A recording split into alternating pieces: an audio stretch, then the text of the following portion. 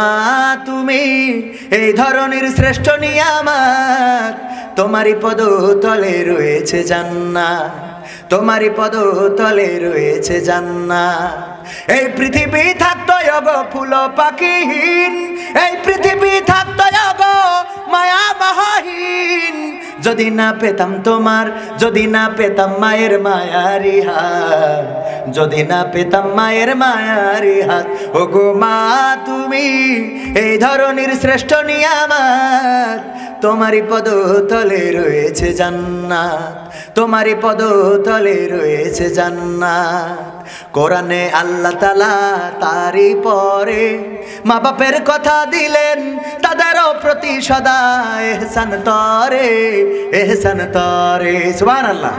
কোরআনে আল্লাহ তাআলা তারই পরে মা বাপের কথা দিলেন, তাদেরও প্রতি সদা ইহসান তরে, ইহসান তরে। তাদেরই খুশিতে যে আল্লাহর সন্তোষ, তাদেরই রাগে তারাব হয়েছে অসন্তোষ। খোদারি রহম তারা, আল্লাহরি রহম তারা, এ ধরার বরকত, খোদারি রহম তারা, এ ধরার বরকত। ও গো মা তুমি এই ধরনের শ্রেষ্ঠ নিয়ামত, তোমারই পদতলে রয়েছে জান্নাত।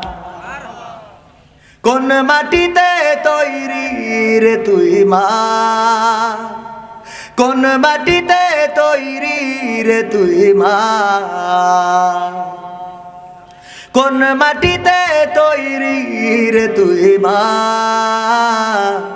কোন মাটিতে তৈরি রে তুই মা। কত কষ্ট দিলাম তোরে আমি সারা জীবন ধরে, কত ব্যথা দিলাম তোরে আমি সারা জীবন ধরে। অবধ ছেলে বলে তবু, অবধ ছেলে বলে তবু করলি রে ক্ষমা। কোন মাটিতে তৈরি রে তুই মা, কোন মাটিতে তৈরি রে তুই মা,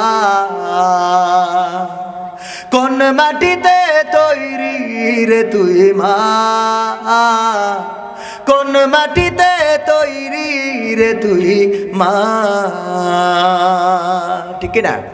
সারাটা জীবন কষ্ট দিলেও মা কোনোদিন বদদোয়া করে? করেছে কখনো? মা কখনো বদদোয়া করেনি। আবু হুরায়রা বললেন, নবী গো আমি আপনার কাছে এসেছি আমার মায়ের ব্যাপারে কোনো পানিশমেন্টের জন্য নয়, আমি এসেছি আপনি যদি দোয়া করেন গো নবী, আল্লাহর দরবারে কবুল হয়ে যেতে পারে। আমার বিশ্বাস আল্লাহর দরবারে কবুল হবে গো নবী। আমি আপনার কাছে এসেছি, আপনি আমার মায়ের জন্য দোয়া করেন, যেন আমার মা ইহুদি ধর্ম ছেড়ে সে যেন তাওহীদবাদী হয়ে যায়। আমার মায়ের জন্য যদি আপনি দোয়া করেন তাহলে কবুল হয়ে যাবে, এই বিশ্বাস নিয়ে আপনার কাছে এসেছি। আল্লাহর নবী হাত তুলে দোয়া করলেন, ওগো আল্লাহ তুমি আবু হুরায়রার মাকে হেদায়েত দান করে দাও, তাকে দ্বীনের পথে দাখিল করার ব্যবস্থা করে দাও। আবু হুরায়রা দৌড় দিলেন সকাল বেলায়, যখন দৌড়াচ্ছেন অনেকেই আবু হুরায়রাকে শান্ত ছেলে হিসাবে জানে। আবু হুরায়রাকে টেনে ধরলেন পিছন থেকে, আবু হুরায়রা দৌড়াও কেন, কি হয়েছে বলো দেখি। বললো দেখো আমাকে দৌড়ায় বাড়ি যেতে দাও, আমি বাড়ি যেয়ে দেখবো আমার বিশ্ব নবীর দোয়া আল্লাহর দরবারে কবুল হয়েছে নাকি আমি আগে আমার বাড়িতে পৌঁছে গেছি। আল্লাহর নবীর সাহাবী আবু হুরায়রা বর্ণনা করেছেন, আমি বাড়িতে গেলাম, যে যখন মাকে ডাক দিলাম মা বলল কে, আমি বললাম মা আমি আবু হুরায়রা। আমার মা বললেন বাবারে দাঁড়াও দরজা খুলতেছি। আবু হুরায়রা বলেন আমার মা যখন বলল বাবা দাঁড়াও দরজা খুলছি, আমি দেখলাম আমার মায়ের কণ্ঠে আর সেই কর্কশতা নেই। আমার মায়ের কণ্ঠ বলে দিল আমার মা তাওহীদবাদীর পক্ষে চলে এসেছে। এই জন্য বুঝে ফেললাম আমি দৌড়ে বাড়ি আসার আগে আমার বিশ্বনবীর দোয়া আমার বাড়িতে পৌঁছে গেছে। বলেন সুবহানাল্লাহ। সেই বিশ্বনবী উনি যখন একজন অন্ধকে দেখে ভ্রুকুচি করলেন, সূরাটার নাম হয়ে গেল আবাসা। তিনি ভ্রুকুচি করলেন, এটা করেছেন। আল্লাহর নবী আয়াত দিয়ে বললেন, তুমি কেন তাকে দেখে ভুরুকুচি করলে, অথচ সে তাওহীদের পক্ষে আসতে চায়। আর তুমি যাদেরকে মূল্যায়ন করতেছ ওরা তো মোটা মোটা নেতা, ওদের তো মূলো মোটা, ওদের পিছনে যতই গ্যাটিস মারো কেন, যতই তেল মারো কেন, হবে না হবে না হবে না, সুযোগ পালি বলবে এই দেশে ইসলাম থাকবে না। সংবিধানে রাষ্ট্র ধর্ম ইসলাম আছে বলে তোমার কেন জ্বলে রে বন্ধু, তোমার কেন জ্বলে? শয়তানে জ্বালে কি আগুন তোমারই বগলে, তোমার কেন জ্বলে রে বন্ধু, তোমার কেন জ্বলে?